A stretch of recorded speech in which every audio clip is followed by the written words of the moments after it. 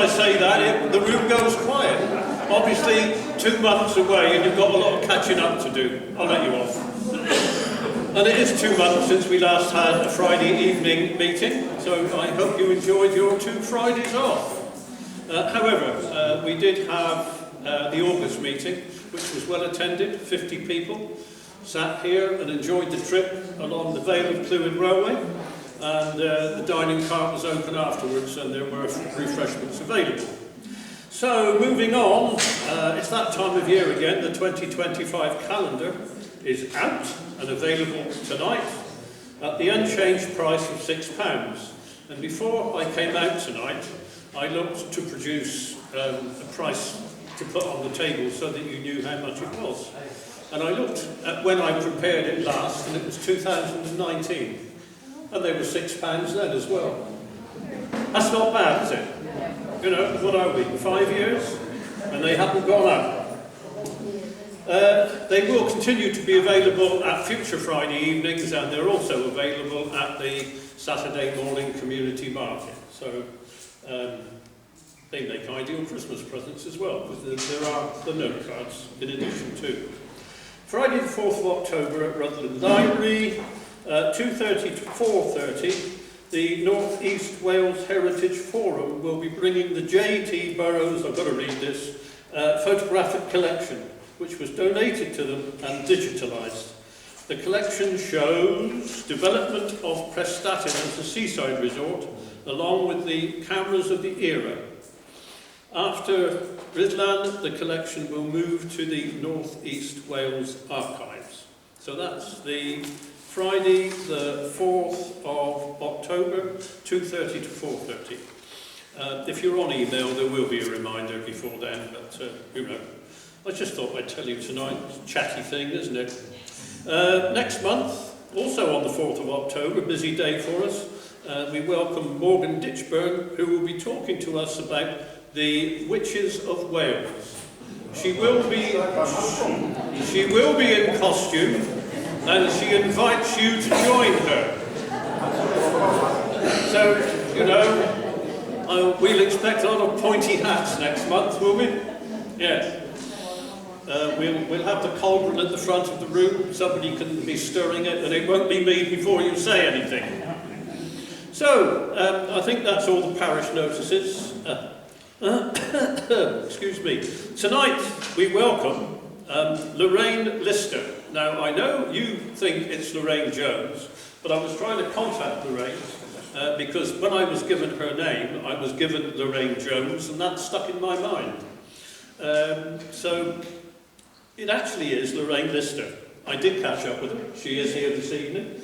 She's been walking up and down the high street in this attire. So I'd rather think that, probably think there's a national emergency in Rhuddlan tonight. But we welcome Lorraine, and she's going to be talking to us about Kinmel Camp. So Lorraine, over to you. Thank you.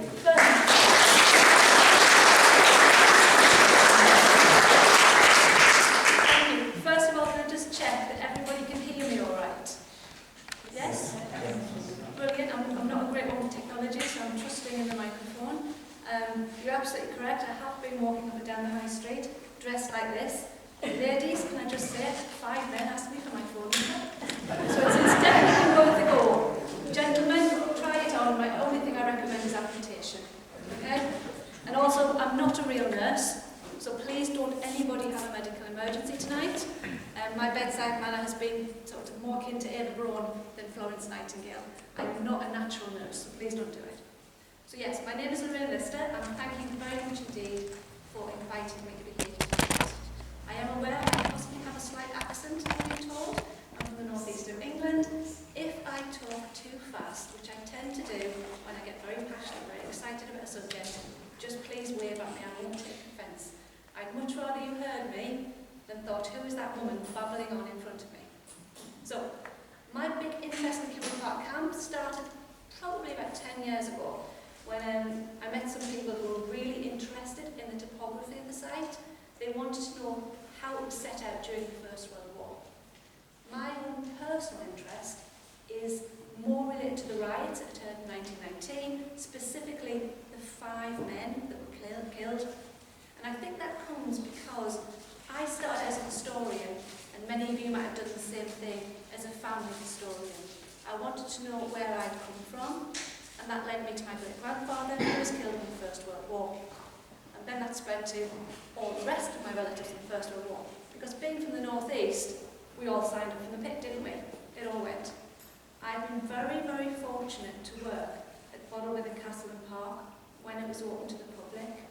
And I don't know if any of you got a chance there to visit the World War Trench experience, but I was very fortunate. I was part of the team that interpreted it, so I got there literally to drag sandbags through the mud. I was there throwing mud onto stuff. In fact, my good friend Julie Slater, whose father is here, Julie and I had a thing whereby when we were cross with somebody, we just mix up some mud and throw it in the trench, shouting the names of people who were on our list at the time, and it was such a wonderful way to just release some tension. And Julie told me today as well, don't worry Lorraine that you don't have a PowerPoint. She says she calls such talks death by PowerPoint, which is good for me because what I do have for you are some original items from the camp. Okay? I'll explain about that in a moment. But I worked at Rhuddlan Castle and Park for 2 years, and it was the best job I ever had.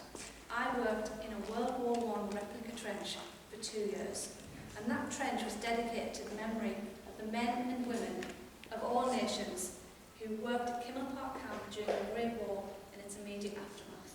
And that was the phrase we always used to introduce our trench talks, and it's one that stuck with us. Whilst we were there, we tried to make the memory of those men important to other people, so we would name the trenches after them. We would tell their stories, people like Leonard Little, who was obviously buried in St Margaret's, people like the Spicer brothers, and it became really, really important to me. But the big passion was always the 5 men who were acknowledged to have been killed in the riots. And for some reason, but very, very close to them, I was lucky enough to meet some people who were able to give me some good conversations with it. You know, were they rioters or were they not? And if I just say that my house rabbit is called William Tarasevich, you can guess which side of the fence I'm going to fall on that one. So I'm not going to stand here and talk to you, because it's a very hot night, I'm absolutely dripping, for 45 minutes because we'd all get fired up with that. I'm going to talk to you, I'm going to encourage you to ask me some questions, and I'm also going to hand around some items we've got here. These items on this side of the table have been recovered from Kinmel Park. Lucky enough to be there with the permission of the landowner, and we've got items that the men themselves actually would have had. So you've got buttons, you've got shoulder tightens, you've got wristwatches, there's popping pencils and things in there. So when you handle them, they were there in 1919. I've also got some maps that we got back from the castle, and also some more generic things in the First World War, because these are things that the men at Kinmel would use. So for example, I have a bayonet from the Somme that was recovered by a friend of mine. I've got some death pennies, and I've got some medals. And again, I'll pass those around to you, and you're more than welcome to handle them, have a look. If you want to take pictures on your mobile, I do not mind. For me, as always, it's the men that matter rather than the numbers. And I think, especially with what's going on in the world at the moment, rather than look at, sometimes you look at the bigger picture, don't you, and think, well, we need to win this war, we need to win this battle. Well, actually, if people looked at the individuals that were there, it can become a big thing. So, a year ago, I did my master's degree in history. I actually did my previous one in business and management and managed to make it about history, so I thought I was going to be honest and just do a history degree. And I wrote about the Kinmel Park riots. And one thing that really shocked me when I started looking at it was how little work there is out there.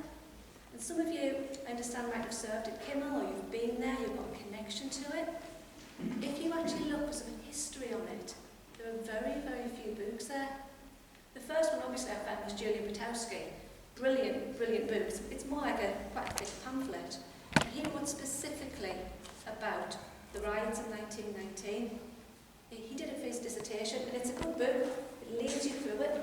There are some things that are incorrect, but a lot of it is very good and very relevant. And I used that as the basis, but then I could see what other people were doing. If anybody's ever read the books that Robert Griffiths, who's a local historian's written, they're absolutely my favourites. He's terrific. And Bob and I have many conversations in the castle. He was definitely very much on the side of the law-abiding people in the camp. He would have been a camp defender shooting at me, because I would have been out there with my pitchfork. I'd have been there. But it was very good that we bounce ideas off each other. And his research is absolutely super. He followed the 5 men, where they went to, Drasovic, for example, going backwards and forwards over the border, and he's very, very good. And I think he's done a couple of books relating to the area and Kinmel, but one specifically on the riots. I think it's like Canadians, riots and baseballs with that. Very, very good, and I really recommend it. I found another one by a local guy, Johnny Johnson, who's actually a friend of mine, and he'd taken a different tack. What he'd done was just ask on social media, because we all use social media now, don't we? Thankfully we don't all believe everything that we see on social media, but he got all of that information together, and it was really good then to be able to say what people were saying happened in the riots and at Kinmel, with what Griffiths actually researched had happened. And it shows why you can't always believe on the media report. And I'll mention that as well, because my big interest then on the 5 men was, you've got 5 guys who died. They died at Kinmel, they died in the riot, but are they who we've all been told that they are? And then after those books, there was nothing. So I literally had to go through academic journals, and I had Coombs, who'd written a really good bit on the Canadians, had them writing all over and everything. And I had different people looking at and try and pull everything together. It wasn't the easiest thing, it wasn't the most rewarding thing I ever did.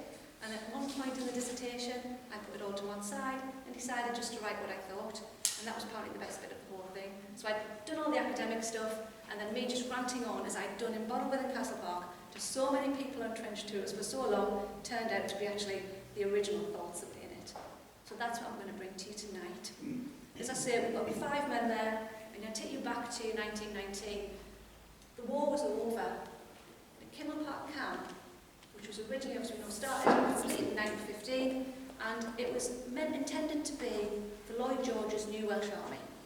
It was the guys who were going to come there, they were going to be trained, probably about 6 months or so, and then they were going to go out to war. Kill or be killed, really. But it expanded to be so much more than that. We actually had non-combatant corps there. We had, let's say, cowboys and Indians, we had Native Americans in there. We had black construction companies there. It was so much history that's there. And for me, as if you like an adopted Welsh person, my maiden name is actually Bowen, so there is some Welsh blood there somewhere. For me to actually come and find it's still there, and yet so many people don't know about it. If we go into schools and say to them, do you know the largest army camp in Wales during the First World War? And the children are sort of like, no. It's Kinmel Camp, and it's on your doorstep. Any of you get the chance to do a little bit of a walk around some of the areas, the bases and the huts are still there. What we haven't been able to find is a plan of the camp as it was originally set out, and goodness knows we tried. We tried contacting utility companies, we tried contacting National Archives. It's not there. There are later ones of it, but not that early one. And I would love to know that, because I'd like to know and prove the depth where these guys were at the camp. So during my research, I went to Horden Record Office, and I literally checked back, checked statements against who said what. And that led me to believing, yeah, there was a cover-up, which I wouldn't have said before, but it wasn't the cover-up everybody says it was. These 5 men were killed, but it really, really suited the authorities there to say that they were killed in a disorder, they were killed in a riot. It definitely didn't suit them to say they were protesting. And for me, that's the big interesting bit. So we go back, we've got Kinmel Camp. As I say, the men had gone there, all sorts of stories of the camp, and Griffiths really just tell them well. But now we're back in 1919, and it literally has become a concentration camp. And I mean that in the first warm sense of the word, not the second one. It was there for the men of Canada to come back and wait before they went home. Which seems like a really sensible idea, doesn't it? Somebody decided, the war's over, we need to get the guys back, rather than send them direct from the Western Front, for example, to Canada. No, we'll get them all together in one place first. Now I'd like to say it was just to decompress them and everything, but it wasn't. These men, the administration of the men was more important to the authorities than the welfare of the men, in my opinion. But again, in 1919, it's a very different world to what we have now. Prior to the First World War, we had a very rigid class system. I tend to think somewhat we still have it now.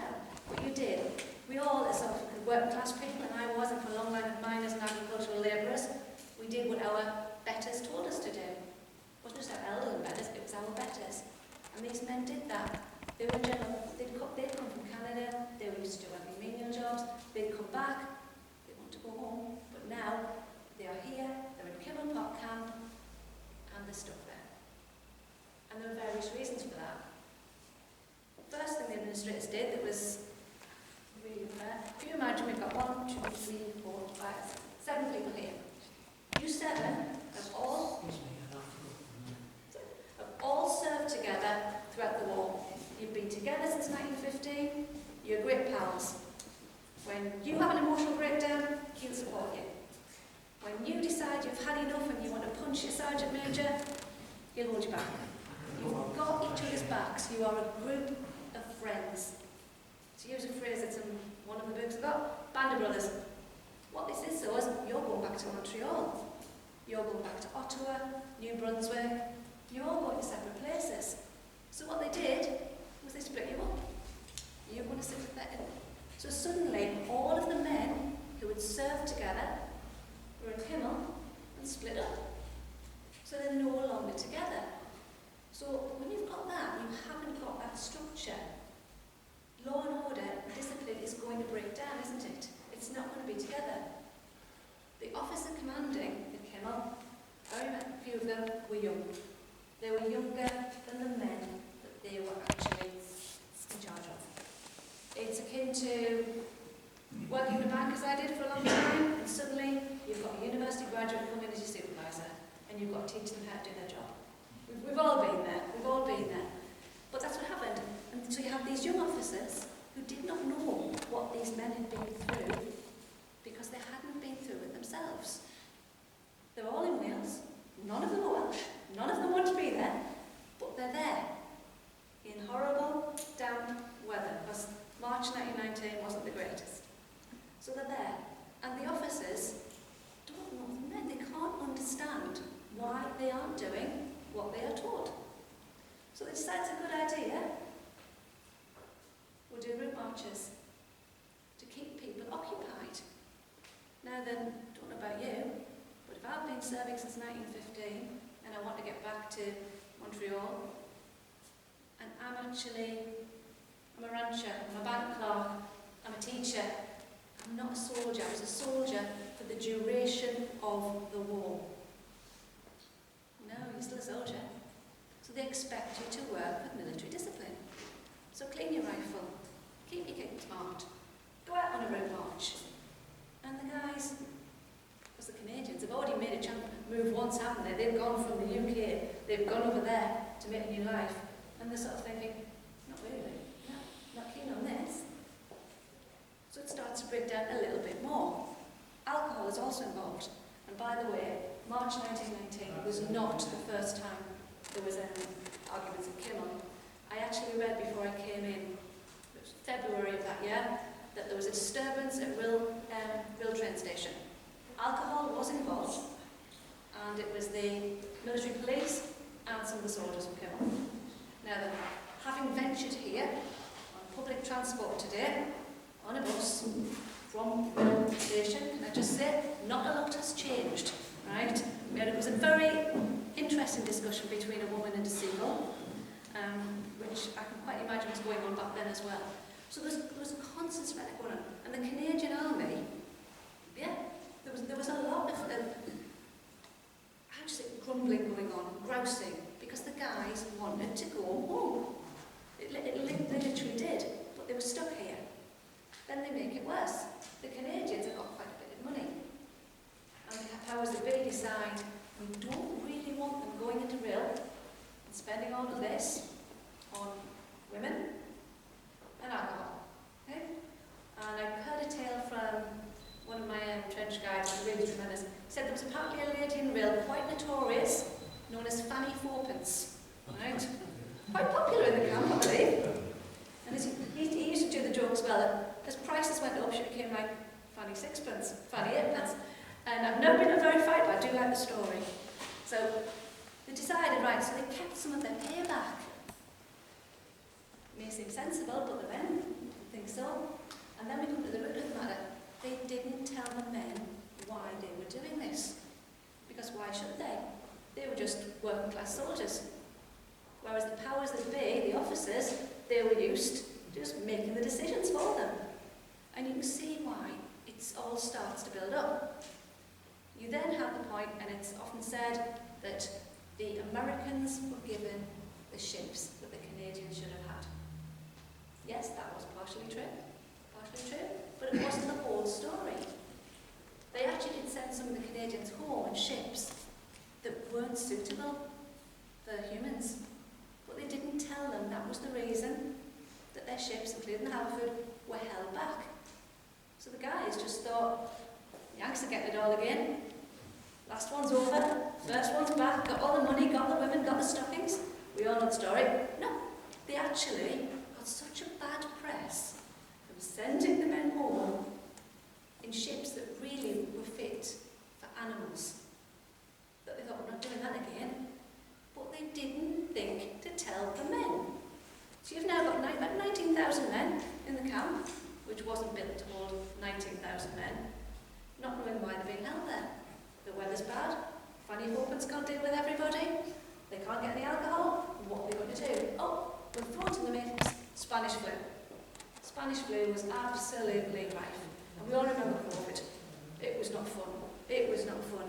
And this was their COVID, if you like, except they didn't have Boris Johnson having parties at the time. But they were there. They were actually worried. They were worried to go back. They want to go back to their families because they didn't know what was happening in Canada. People were dying over there as well. You know, they want to go back. Some of them, like Lyle Haley, one of the guys who was killed, he originally came from America. Possibly one of the places that the actual virus came from. They wanted to go back, but they couldn't. And they're in chronic conditions. People are dying in the hospital. There was a hospital that came on Kinmel Camp, hence the outfit today. One of the rumours that they put was that a nurse was killed during the riots. She wasn't. Rebecca McIntosh actually dies on the 8th of March, I believe it is. And she's buried in the Marble Church, and this is sort of a homage to her. Beautiful lady, you can actually find her photograph on the internet. So, all of this is going on. And the guys just had enough. And they threatened and they said, you don't sort this out, there's going to be a riot. And what did the actual ones in charge do, officers commanding? No, they won't. They won't. Not going to happen. But it was going to happen. And gradually, Cahoon realised, the officer in charge realised there was a problem, and he sent people down to London and basically said, it's going to blow. We need ships. You need me to get the men out here. They've been going, they're causing trouble in Abergele, causing trouble in Rhyddlan. You know, I've got this big camp here. You need to help me out. After a while, they said, yeah. And they agreed to supply ships. And once again, the guy who was told, you're going to get the ships, did he phone back straight away? Did he send the telegram straight away? No, he waited. So there was a further delay. At this point, the men had enough, and the bees arrived. And so it starts. The events of the riots are pretty well documented, particularly by Protesky. Literally, the men just went through the camps, one by one. Of the 19,000 men in the camp, when the officers tried to say, who's prepared to defend? So imagine you're about 19,000. There was actually 4,000 men who said, right, we'll not riot, which is a pretty low thing. And of those 4,000, only about 2,000 said, we'll actually defend. So about here, 10,000 at the end of it, you'll actually attack and defend. This group here, well, we'll not fight, but you know, and the rest of you, you're on my side. You've had enough. You're going to go out there and either cause some trouble or just watch and see what's going on. Do you know what? Officers commanding, even then they didn't think it was the world's worst. They thought they could control it, but they couldn't. And then it comes to the point where Cahoon, he says, do not use ammunition. He allegedly forbade the use of live ammunition, saying he would rather have, if you like, material damage to his camp than a loss of life. But Stevenson, one of his commanders, disobeyed that, took ammunition out of stores. When they actually did the inquest, he wasn't court-martialed for disobeying. Nobody ever found out, did any of it go back? Is it true? Because when you actually read the stories and the statements that they all did, they were all covering their own backs. It's literally like the COVID inquiry, all against it. Everybody's just saying, he called the party, he had the party, and I wasn't there. You couldn't make it up. Every single person didn't see something, didn't know what was going on. And of those 5 men who were killed, David Gillen, Lyle Haney, Hickman, Tarasevich, my favourite, and Joseph Young.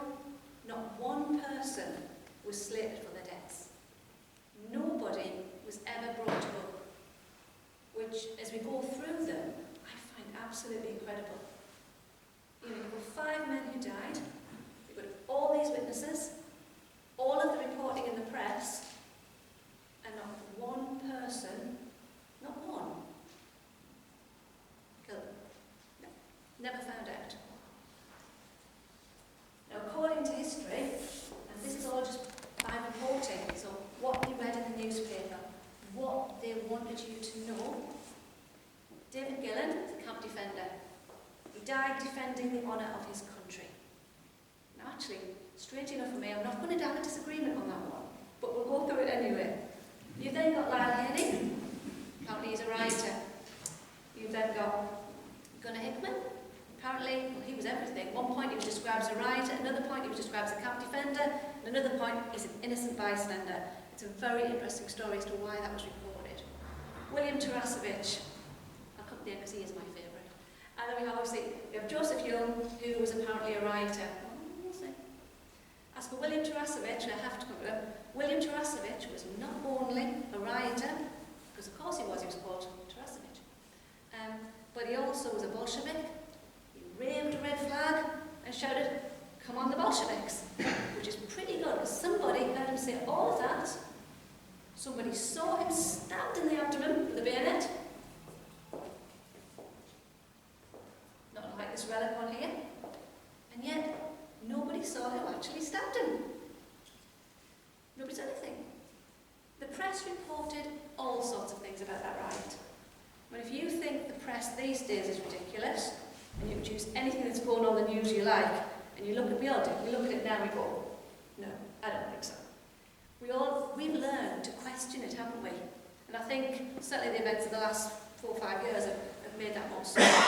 But back then at Kinmel, all the public knew was Canadians, and there's been a riot. People have been killed. They reported that a VC had been trampled to death. He hadn't, and there wasn't a VC in the camp at the time. They reported that 14 men had been killed. No? And then the numbers kept changing. All of these men had been killed. And much like today, when the newspapers reported it, there was a great big headline. And then when they said, oh, it wasn't really like that, there was a tiny little retraction. But nobody at all reported that the 5 men who were killed, nobody knew who did it. The inquest, I was once asked if I thought it was a cover-up at Kinmel. And back then I was younger and a bit more innocent, really. I was like, no cover-up at all, it's all true. But actually, no, there was a cover-up. The cover-up is that the officers commanding, that the establishment did not want the people to know what had really gone on. Because then they're either going to have to admit, 1, they really lost control, or 2, the men might just have had a point, right? So, we go through, we've got David Gillen. David Gillen, camp defender. He was one of the 2,000, okay? And then, again, just notice the staff nerds, you're always learning, he was armed. So Stevenson somehow, David, was actually a breach of military discipline. He should not have had live ammunition. Him in charge of the entire place and said, no. But he had taken ammunition and he was there. So his job was to defend his camp. Their camp 20. Camp 19, so it was his camp. Now, then David Gillen, they said he had been killed by a Russian. I read that, so it must be true. Somebody saw the Russian kneel down, take aim, and kill him. It's a bit unusual, that, because if I'm David Gillen, and you're the rioters, I'm not really sure which one of you was the Russian that shot me from behind. So the people behind David Gillen were actually his own guys. Okay? Throughout every single bit I've read, and I'm always happy to engage with anybody who might have read something else, there is absolutely no written proof, report, anything that the rioters had live ammo. They might have had some. They tried to say they had quite a bit. It was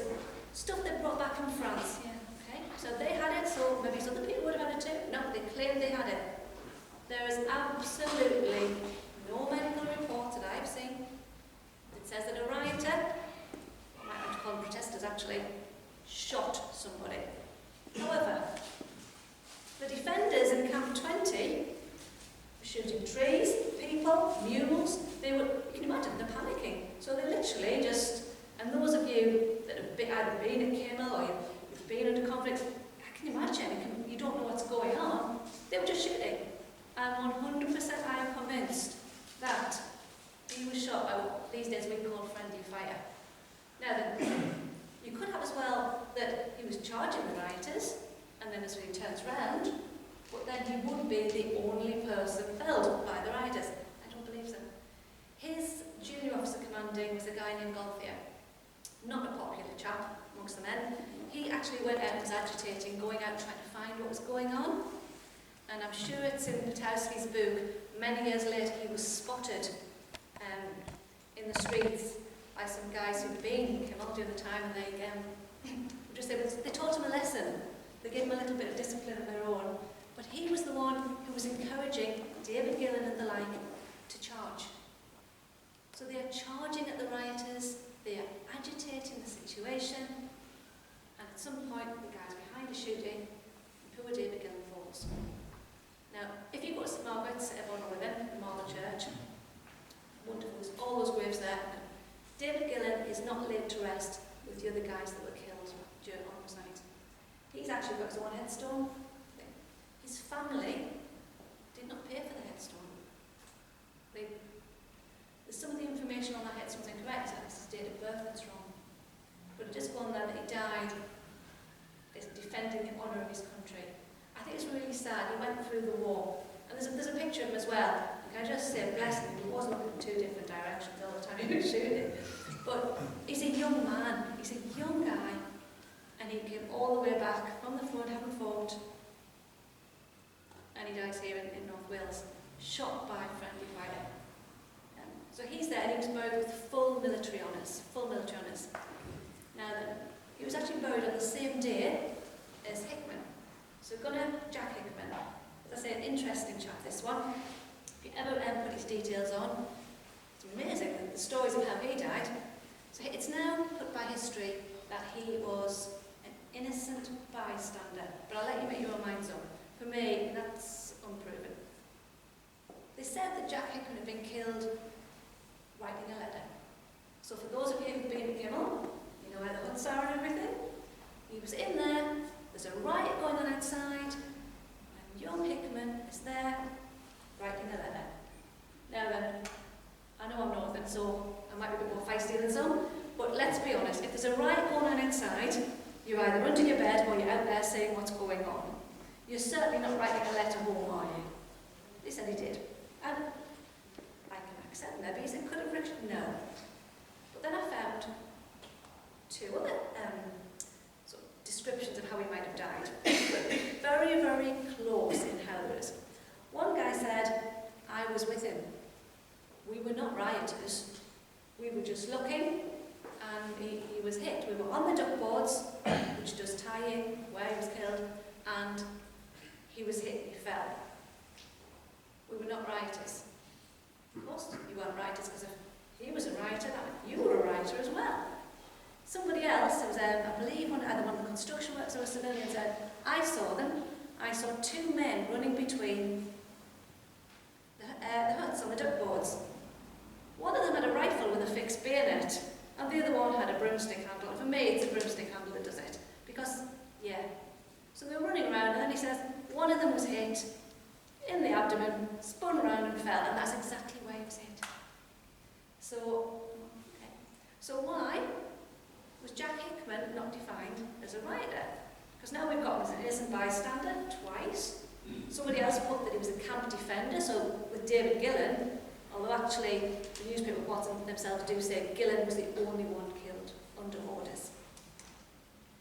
He was Gunner Hickman. It's a pretty low sort of thing. He's a private gunner. Right? He'd been in what actually euphemistically called the Naughty Boys Hospital a few times, as in everybody apart from David Gillen. Okay? But I'll tell you that his brother is Major Hickman. His family live in Hickman House in Canada. They're substantially wealthy people with a lot of influence. Wonderful photographs of the family. And his body was actually exhumed later on and taken back to Canada. So I think there's possibly a good reason that Gunner Hickman may not have been an innocent bystander, but we'll just leave it as I'm not convinced and prove it. Lyle Haney.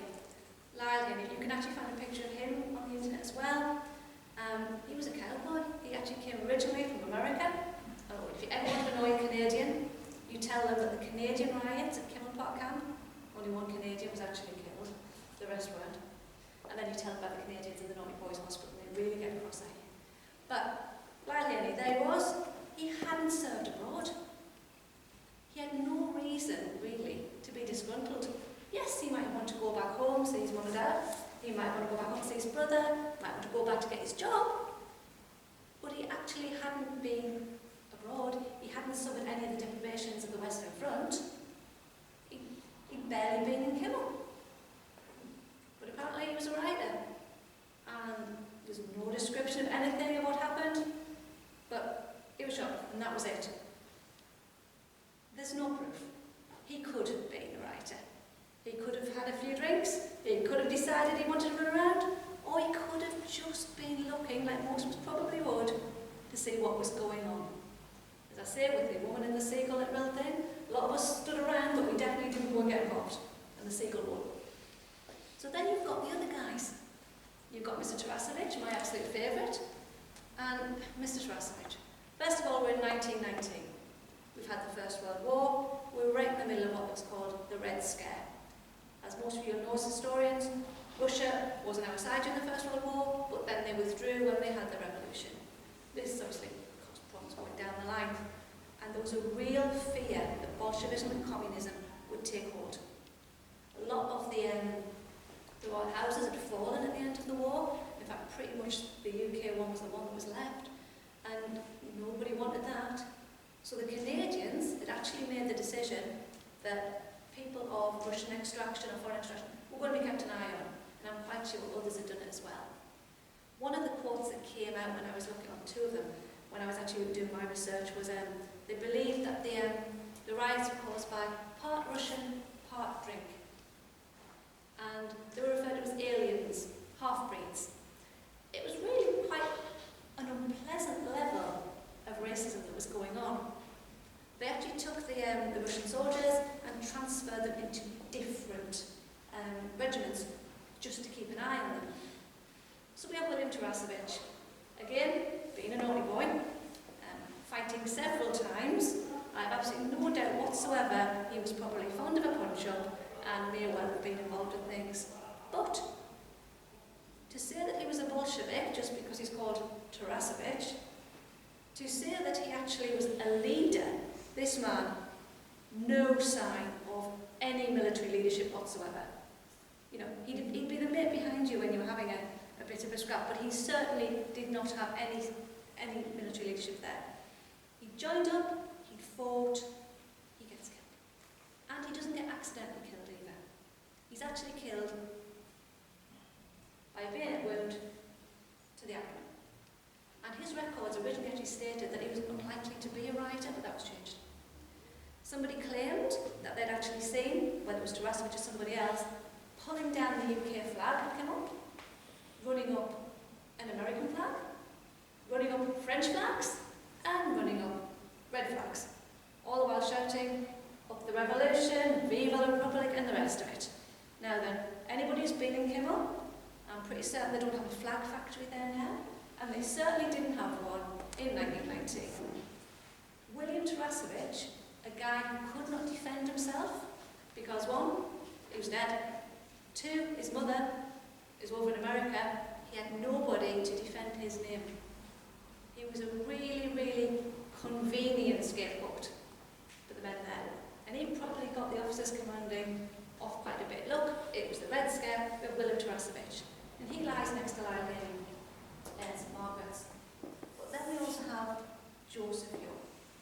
Now, Joseph Young was a 1915 man. Joseph Young had fought. He'd been in most of the major battles. And you could see why he could be aggrieved. He could be aggrieved. They were claiming that they were sending home the finest fighting Canadian division first. It was the finest fighting Canadian division, but the men in it were military service act men. The ones who'd actually done the fighting were in Kinmel, right, waiting to get back. And there was a description of a guy who said he saw Joseph Young and he knew him from a previous camp that he'd been in. And he was actually looking down at a wounded man to try and help when he was killed. Now, if I say I'm about 5'3" high heels, okay? I'm the average height, probably, of a man in the First World War. You know, there were guys with little legs, a little smaller. Joseph Young is up here, he's 5'10". So if he was killed accidentally, how come the bayonet went like that? The only way Joseph Young can be is if he's on the ground, okay? And somebody has gone down. Now it could have been that there was conflict going on and they were fighting back. However, and I ran this past Tony Davies, a fellow historian who actually used to be a policeman, and also Bob Griffiths. And we'll agree, that is, it's excessive force, even these days and then. So you've got 5 men that were killed. Now the accidentally killed, I've got this in my life. It's not a live fire, you'll all be grateful to know, but I'm pretty sure it was. I could accidentally imagine how you could kill someone. However, with a bayonet, and especially if anybody's going to come in, you cannot, I would imagine, accidentally do it. Firing a weapon, you fire the weapon. This, you have to be up close. So Tarasevich, somebody's gone. Joseph Young, and at that point it stops being an accidental death. At that point, I wouldn't prove that Joseph Young was actually a writer either. And I'm not even convinced it's it. I prefer to call it men standing up for their rights, quite frankly. They wanted to go back. Because the last man back in Canada was going to be the last one in the job queue. They don't know what's going on. But I'll tell you what, afterwards when they had the inquest, how quickly they got them all shifted back to Canada afterwards. They really, really did. They didn't want those men hanging around in North Wales causing trouble, talking to people. Off they went. And the 3 men, Tarasevich, Haney and Young, they were literally buried. That's in they went. No military funeral. It's like everything they'd done. No military funeral. Nothing. Very, very convenient reporting, in my personal opinion. But then you come to, you do need to have a hero. So we have David Gillen coming in. And if you look at the proportions as well, you've got the officers commanding, they've got 5 men dead. That 3 of them, just enough, just over half, were rioters, proves that they were right to install discipline. And you've got a brave man who was killed, and an innocent bystander.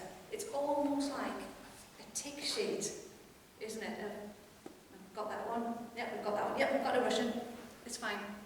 But for me, personally, I know I'm phoning about my friend Jerry, he's very used to the topography of the camp. For me, it's the political manoeuvrings behind it, because I'm pretty sure that those sort of things still go on today as well. I'm pretty sure they do. So I wrote a much longer version of that for my dissertation. Must have been alright because I passed. But for me, it really, really interests me. Now, one of the things we also do on the camp, and I said, because I've got some items for you here, is Jerry and I recovered some items from the camp which I'd like to pass around. This one isn't, but I'll pass it around anyway. This one actually came from Sol.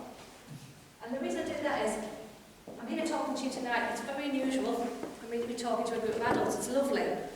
We've been going to schools a lot and doing sort of Second World War presentations. This morning we were actually with a group of adults with learning disabilities at Craggydown, and they were tremendous. But this morning I was a Second War housewife. So to get this bit on is a little bit different, and I'm obviously not singing along to Viva Lynn, you'll all be grateful. It wasn't one of my finest moments. But what I found is, and certainly I'm the same, is I like to handle things. I learn more from holding objects in the past, feeling a connection to them. Jerry said it's like elephants and zebras. You know, once you think of it, it's there, and you think of different things. So I'm going to pass some things around. These ones here, that come in strong salad. This, I can't tell what that one is. This is a First War Mills bomb. It is perfectly safe. More of that. I found this at Kinmel Camp. Now, those of you that know the story of Albert Levitt, oh my goodness. Albert Levitt was a school teacher. I think Adrian Hughes at hopefully had a recent early space with him. Albert Levitt, really brave man. He was a school teacher in Deganwy, and he came back to Kinmel Camp as a bombing instructor. So we found what we believe are the original practice bombing trenches in Kinmel Camp. When Albert was in there, he had a group of men, one of them panicked, dropped the bomb. They're all going to die. Who manages to keep the head, gets the Mills bomb out, throw it and save them all? Albert Nevitt. For that he's awarded the Albert Medal. 4 weeks later he does the same thing again, despite being kicked to the ground. And then when there's an explosion in a when there's an explosion in one of the arms stores, who goes in to rescue somebody? Albert Nevitt. And he ends up going back after the war to the gangway, goes back to teaching, doesn't talk about it. And we actually met somebody who was one of his pupils, and she said, if he looked at you, you behaved. But what a brilliant man. And we also were very privileged. We actually had a group of school children in from his school, and they didn't know about it. So we were supporting them at Down Castle, and then they're going to go back and learn about him. But he really is one of the, I think, the very inspirational stories that come from the camp. But this, I digress, we were actually in the bombing area, learning a bit more about it. They're very small, they really are. And we're looking around, and we've got the battlefields, and we look at things. My eyes are good. Actually, no, my eyes are terrible, but when I'm looking for something, it was literally there, on the top of the trench. And as Jerry was approaching, my hand just came over, and that was it. So, yeah, that one. First of all, it's going to feel, you're going to get a feel of the weight of it, the whole thing of it, but that's from the camp.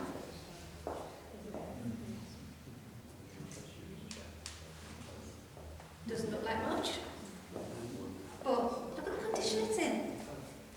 This is a tin cup. It's from the camp. We found it. Take your life in your hand, you could probably use it.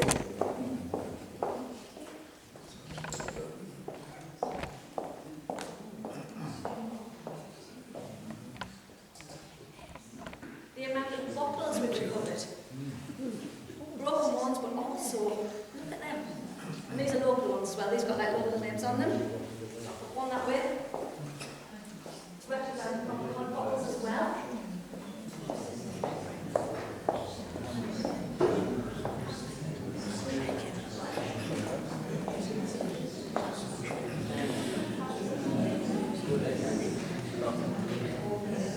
This is not from a very small horse.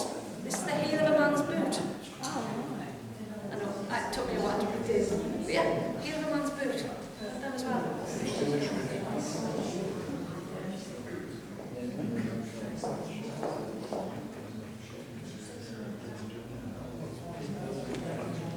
Big pots.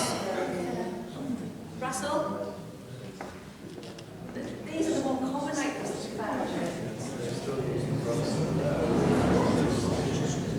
Most women get very excited when they go out and find like a new handbag or something. Me, I get excited with bottles and bits of water and stuff like that.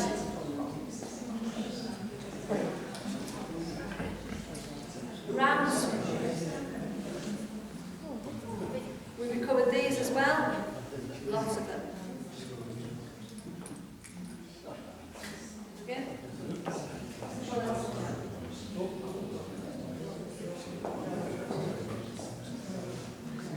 Now those are the common items that we found.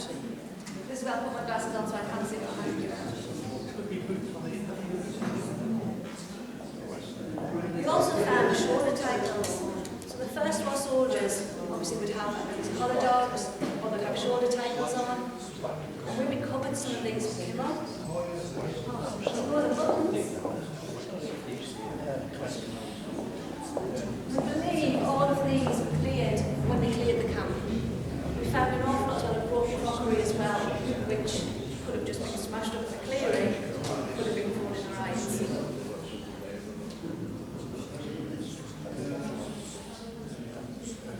Another one?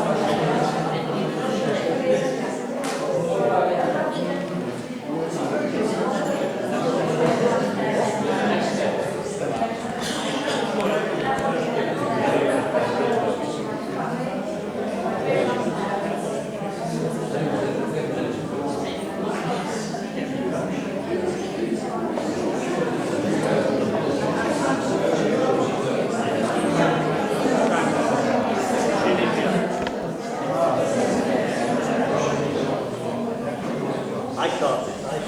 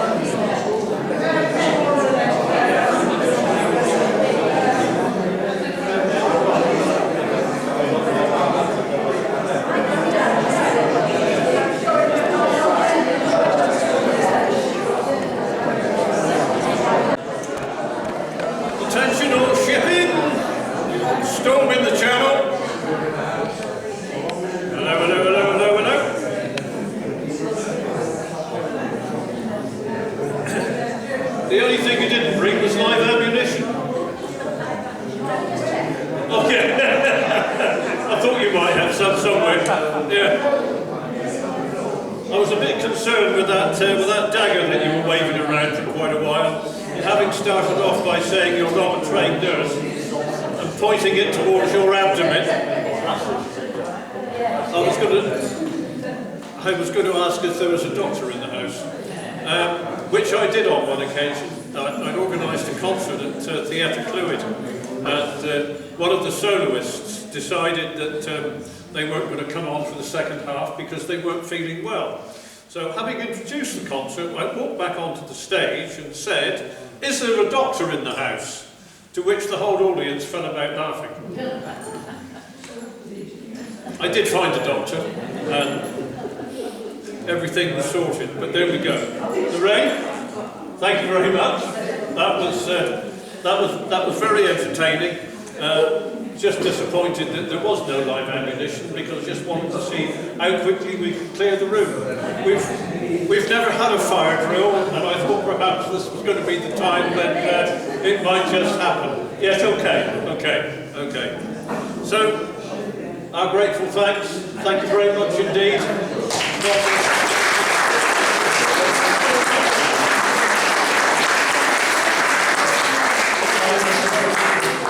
And all of that without one note.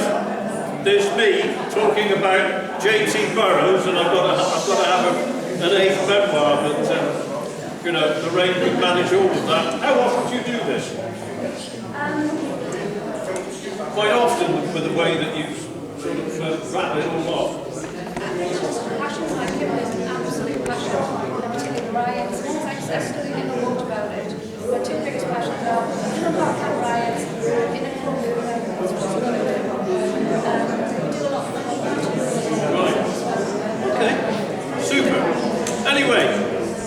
thank you again. Don't forget, we've got calendars 2025 on sale at 2019 prices. Just remind you of that. You know, it's still a bargain. And we've got Hayden, who's going to conduct the raffle. The usual £10,000 first prize, £5,000 second prize. Big raffle today. There's all the scrap in the office here. Get your tickets ready! That's better. You won't know if you've won or not. Richard, can you just draw one out for me, please? I'll go in there somewhere and see what I can find. It's yellow. Yellow? Yellow, 641645, yellow.